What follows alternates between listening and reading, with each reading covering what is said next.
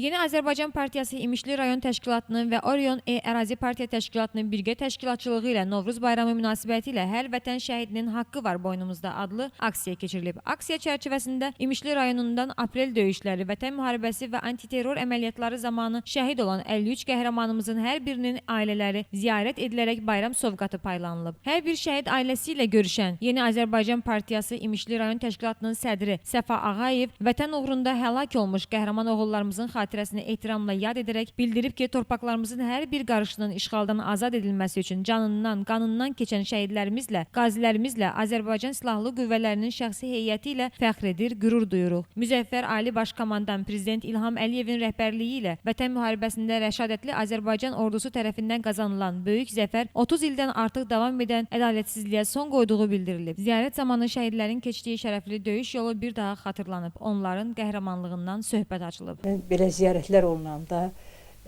Cavidin atası da mən də həm çox kövrəlirik, həm də qürur hissi keçirdirik. Çünki bu ziyarətlər olunanda mən Cavid balamın, şəhidlərimizin zəhmətinin bir daha hədər getmədiyini və onların bu müqəddəs işdə, bu müqəddəs torpaqlarımızın azad olunmasında ən uca zirvəyə qalxmalarının bir daha qürur hissini keçirdirəm. Elçin də, qardaşı da könüllü hərbiyə getmişdi. Yəni mən fəxr edirdim onlarla.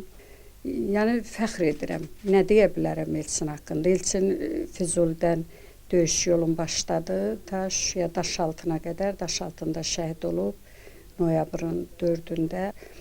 Yəni mən də fəxr edirəm ki, nə yaxşı ki, Elçinin anasıyam. Ziyarətdə şəhid ailələri onlara göstərilən diqqət və qayğıya görə dövlətimizin başçısı İlham Əliyevə və Azərbaycanın birinci vitse-prezidenti Mehriban xanım Əliyevaya öz dərin minnətdarlığını ifadə ediblər. Günel Zülfüqarova, Aydın Yavər, bugün informasiya proqramı üçün.